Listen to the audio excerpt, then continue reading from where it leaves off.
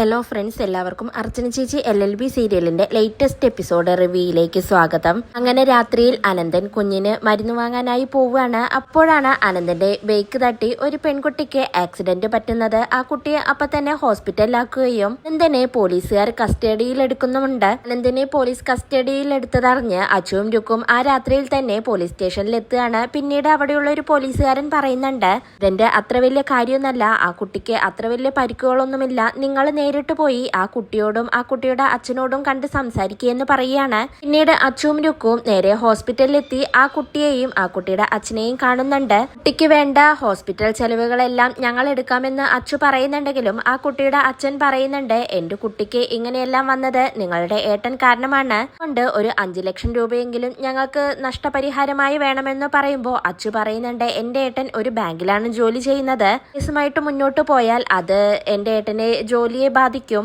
5 ലക്ഷം രൂപ എന്ന് പറയുന്നതൊക്കെ കുറച്ച് കൂടുതലല്ലേ, ഞങ്ങൾ മറ്റു ചെലവുകളെല്ലാം നോക്കാമെന്ന് പറയുന്നുണ്ടെങ്കിലും ആ കുട്ടിയുടെ അച്ഛൻ പറയുന്നുണ്ട്, ഞങ്ങൾക്ക് 5 ലക്ഷം രൂപ തരാൻ കഴിയില്ലെങ്കിൽ കേസുമായി ഞങ്ങൾ മുന്നോട്ട് പോകുമെന്ന് പറയുകയാണ്. പിന്നീട് അച്ചുവും രുക്കും പോലീസ് സ്റ്റേഷനിലെത്തി ദിലീപിനോട് സംസാരിക്കുന്നുണ്ട്. ഞങ്ങൾ ന്യായമായ ക്യാഷ് കൊടുക്കാമെന്ന് പറഞ്ഞു, പക്ഷെ 5 ലക്ഷം രൂപയാണ് അയാൾ ചോദിക്കുന്നത്, ഇത്രയൊന്നും കൊടുക്കാൻ പറ്റില്ല എന്നൊക്കെ പറയുന്നുണ്ട്. ഇതെല്ലാം കേട്ട് പോലീസുകാരൻ ദിലീപ് പറയുന്നുണ്ട്, ഞങ്ങൾക്ക് ഇതിലൊന്നും ചെയ്യാൻ പറ്റില്ല, നിങ്ങൾ തമ്മിൽ സംസാരിച്ചു തീർക്കെന്ന് പറയുകയാണ്. അപ്പോഴേക്കും അങ്ങോട്ടേക്ക് ആക്സിഡന്റ് പറ്റിയ ആ പെൺകുട്ടിയുടെ അച്ഛൻ വരുന്നുണ്ട്. എന്നിട്ട് ഞാൻ കേസ് എഴുതി തരാൻ വന്നതാണെന്നും 5 ലക്ഷം രൂപ തരികയാണെങ്കിൽ കേസിൽ നിന്ന് പിന്മാറാം, അല്ലെങ്കിൽ കേസുമായി മുന്നോട്ട് പോവും, അർച്ചന വക്കീലിനെയാണ് ഞാൻ കേസ് ഏൽപ്പിക്കാൻ പോകുന്നതെന്നൊക്കെ അയാൾ പറയുന്നുണ്ട്. അപ്പൊ അച്ചു പറയുന്നുണ്ട്, ഞങ്ങളുടെ ചേച്ചിയാണ് അർച്ചന, ാണ് നിങ്ങൾ കേസ് ഏൽപ്പിക്കാൻ പോകുന്നതെന്ന് ചോദിക്കുമ്പോ അദ്ദേഹം പറയുന്നുണ്ട്, എന്നാൽ പിന്നെ എനിക്ക് നഷ്ടപരിഹാരവും വേണ്ട, കേസുമില്ല, എന്റെ ഒരു സഹോദരിയെ ഈ അർച്ചന വക്കീലാണ്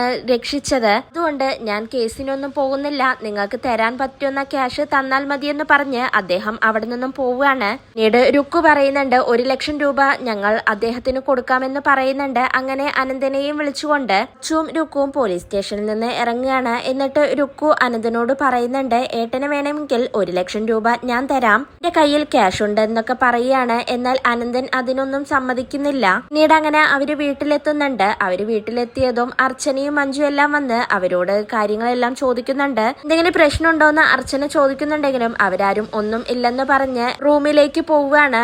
റൂമിലേക്ക് പോകുന്ന വഴി അനന്തനോട് അച്ചു പറയുന്നുണ്ട്, ഏട്ടാ രുക്കു 1 ലക്ഷം രൂപ തരും, ഞാൻ തരുന്ന ക്യാഷാണെന്ന് ഏട്ടൻ കരുതിയാൽ മതിയെന്ന് അച്ചു അനന്തനോട് പറയുന്നുണ്ട്. പിറ്റേ ദിവസം രാവിലെ തന്നെ അനന്തനും മഞ്ജുവും കൂടി അച്ചുവിന്റെ രുക്കുവിന്റെ റൂമിലേക്ക് പോവുകയാണ്. എന്നിട്ട് അവരോട് പറയുന്നുണ്ട്, നിങ്ങൾ ഇന്നലെ പറഞ്ഞ 1 ലക്ഷം രൂപ ഞങ്ങൾക്ക് ആവശ്യമുണ്ട്, രുക്കു ക്യാഷ് അച്ചുവിന്റെ അക്കൗണ്ടിലേക്ക് ട്രാൻസ്ഫർ ചെയ്താൽ മതി, എന്നിട്ട് അച്ചു എനിക്ക് ക്യാഷ് ആയിട്ട് തന്നാ മതി എന്നൊക്കെ പറയുന്നുണ്ട്. രുക്കു അപ്പൊ പറയുന്നുണ്ടോ, ഓ എന്റെ കയ്യിൽ നിന്നും ക്യാഷ് വാങ്ങാനുള്ള മടി കൊണ്ടായിരിക്കുമെന്നൊക്കെ ചോദിക്കുന്നുണ്ട്. അനന്തനപ്പ പറയുന്നുണ്ട്, 1 ലക്ഷം രൂപ എനിക്ക് തരികയാണെങ്കിലും നിങ്ങൾ അതിന്റെ പലിശ വാങ്ങണമെന്ന് പറയുമ്പോ രുക്കു പറയുന്നുണ്ട്, 1 ലക്ഷം രൂപയ്ക്ക് 4000, 5000 രൂപയൊക്കെയാണ് ഓരോരുത്തരും പലിശ വാങ്ങുന്നത് എന്നൊക്കെ പറയുന്നുണ്ട്. പക്ഷെ എനിക്ക് പലിശയൊന്നും വേണ്ട, ഞാൻ ബ്ലേഡ് കമ്പനിയല്ല നടത്തുന്നത്, ഇതാണ് അച്ചു നിന്റെ ഏട്ടൻ ഇങ്ങനെ ഒരു തരം ചീപ്പാണ് എന്നൊക്കെ രുക്കു പറയുന്നുണ്ട്. എന്തിനപ്പോ പറയുന്നുണ്ട്, ഞാൻ നിങ്ങളുടെ കയ്യിൽ നിന്നും ക്യാഷ് വാങ്ങുന്നത് നമ്മൾ 4 പേരല്ലാതെ ഇവിടെ വേറെ ആരും അറിയരുത് എന്ന് പറയുകയാണ്. രുക്കു അപ്പൊ പറയുന്നുണ്ട്, എന്തൊക്കെയായാലും ഞാൻ വാക്ക് പാലിക്കും, ഞാൻ പറഞ്ഞ ക്യാഷ് തരാം, 1 ലക്ഷം രൂപ